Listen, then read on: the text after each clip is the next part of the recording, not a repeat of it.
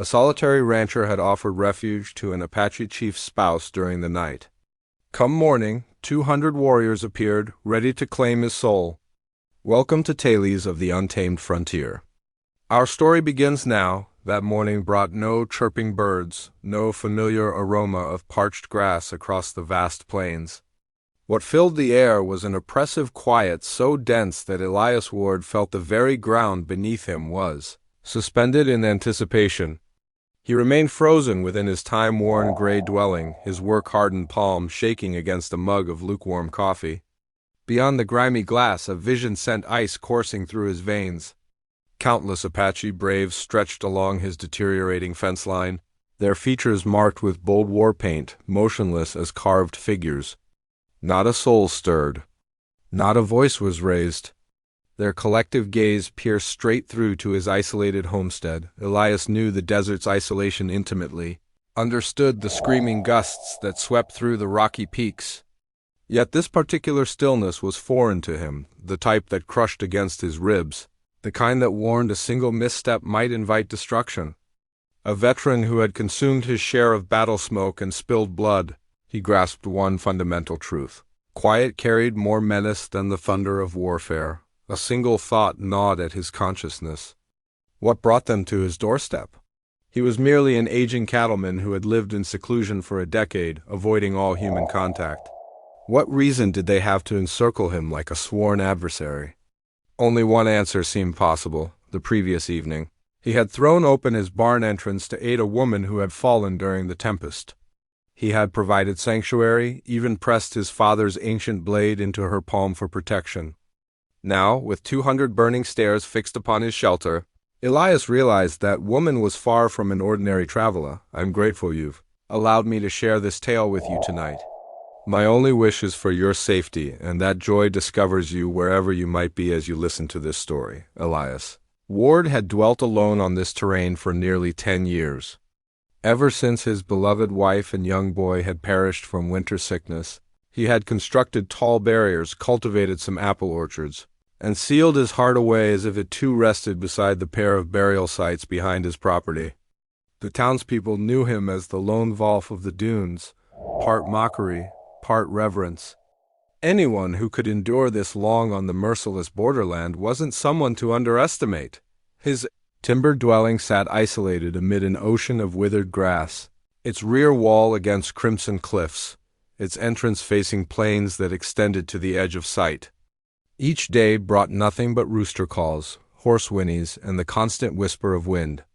Gradually, solitude became routine, and quiet transformed into his sole confidant. The night prior, the heavens had unleashed a fierce tempest. Wind shrieked like something possessed.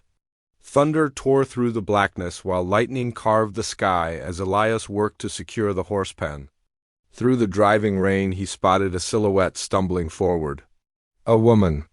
Her lengthy dark hair plastered against her ashen face, her hide garment drenched completely. She moved as if every stride was warfare against invisible forces. You require shelter, Elias called out roughly, his voice cutting through the storm's roar. The woman pivoted, and during a lightning flash, he glimpsed her eyes, profound, shadowy, containing both terror and rebellion.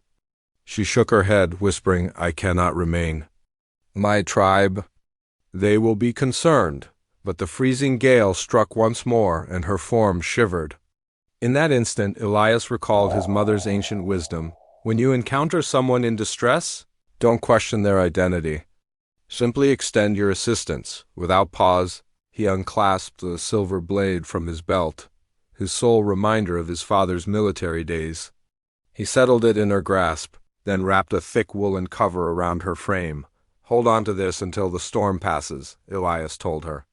She gazed at the weapon, her fingers quaking, as though it represented more than steel, as if it bore the burden of sacred promise.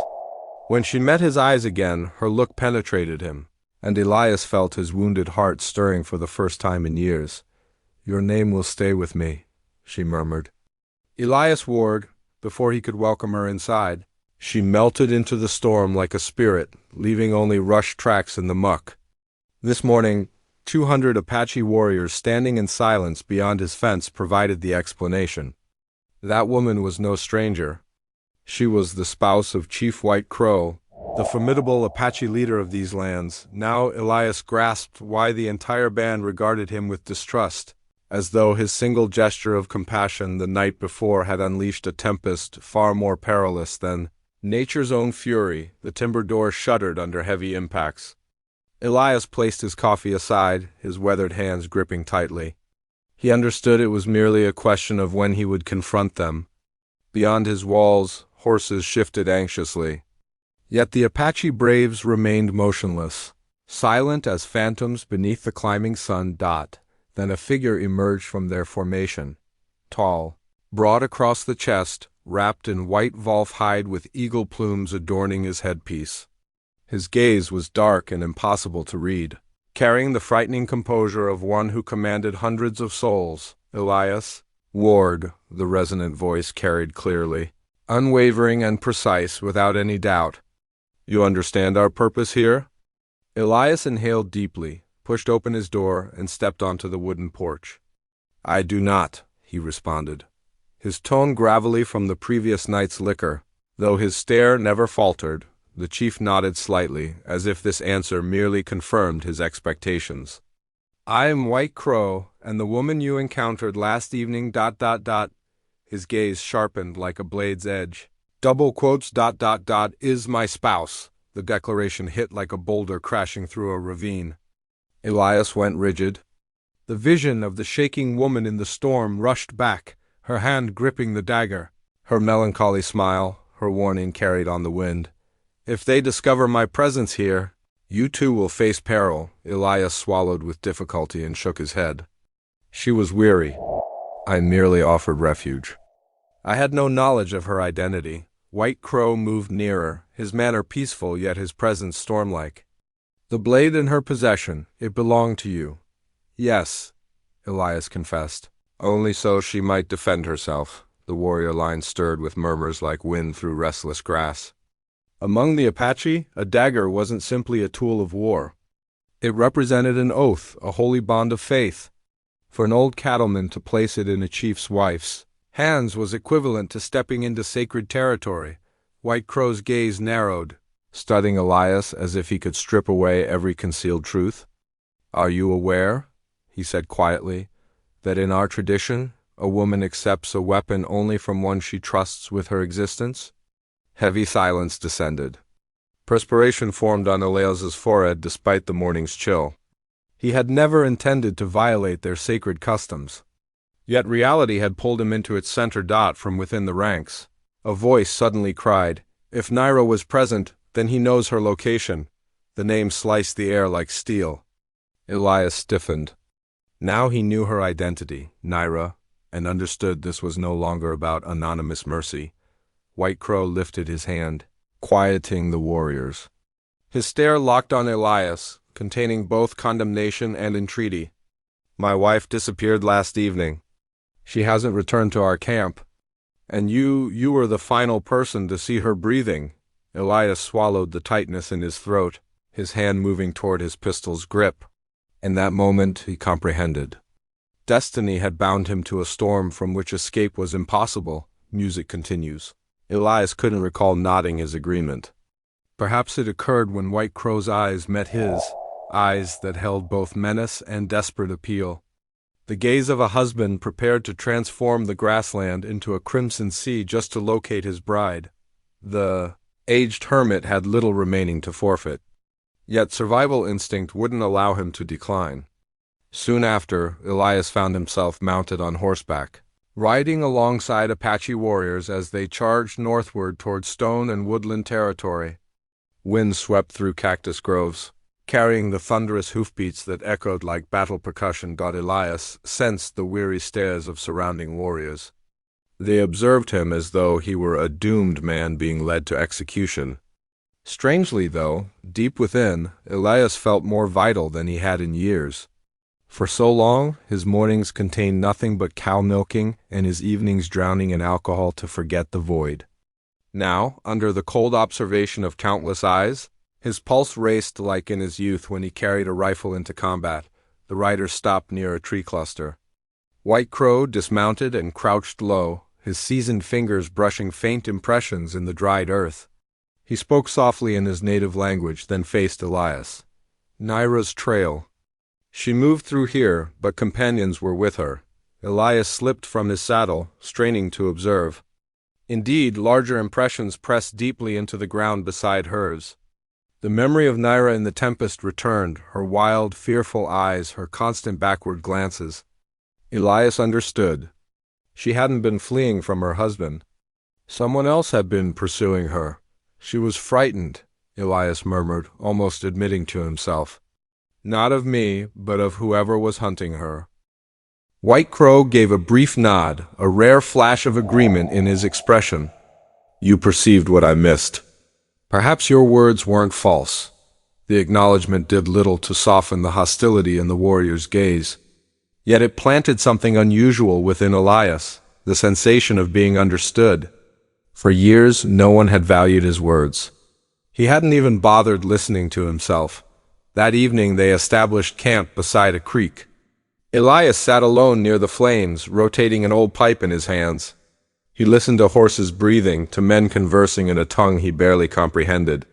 In that moment, he realized he stood at the boundary between two realms, one of isolation that had confined him for 10 years, and another of fierce yet unbreakable brotherhood.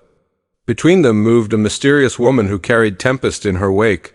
Elias drew a long breath of smoke and raised his eyes to the vast, starless heavens. He knew then, if Naira still lived, he would need to follow this path with them to its conclusion. Not to rescue her, but to discover why fate had dragged him, an unknown recluse, into this deadly game. Thank you for being present.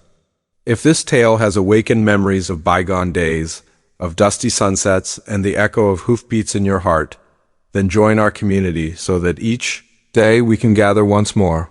And I'll share another story from the untamed frontier. By midday the following day, the sun blazed down upon the prairie, baking the earth beneath their mounts.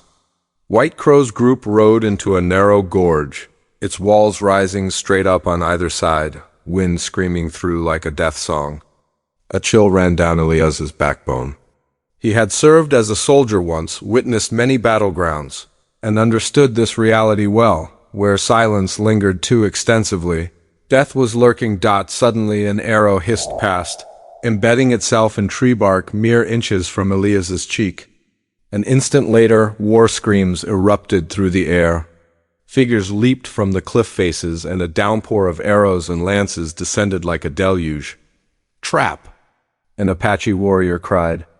The riders dispersed immediately, lifting spears and drawing bows in frantic defense.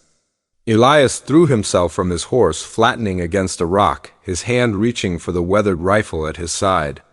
Gunfire cracked through the chaos, smoke choking the canyon, mixing with men's screams and horses' shrill cries. But amid the arrow storm, Elias's keen eye detected something amiss. One Apache among their group showed no panic. Standing on a ledge above, he moved his hands in subtle signals. Clear, practiced combat gestures. Treachery, Elias growled, his blood turning ice. He leaped up and shouted toward White Crow. Look above, one of your own.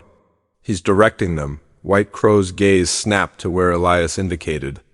Instantly, his face contorted with rage. He drew his bow and released an arrow like lightning. It struck deep into the traitor's shoulder, hurling him from the cliff. The ambushers' cries wavered, shaken by the sudden reversal.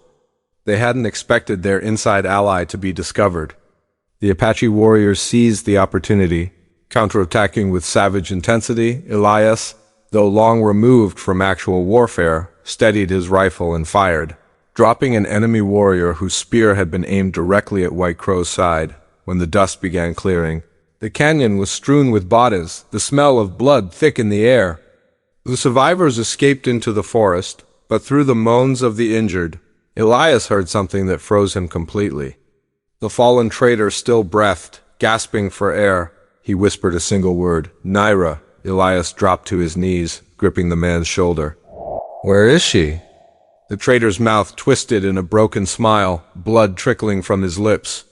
She serves as bait, and you have entered the snare. His eyes widened, then faded to emptiness. Elias lifted his head and met White Crow's darkened stare. He knew then this ambush was merely the opening move.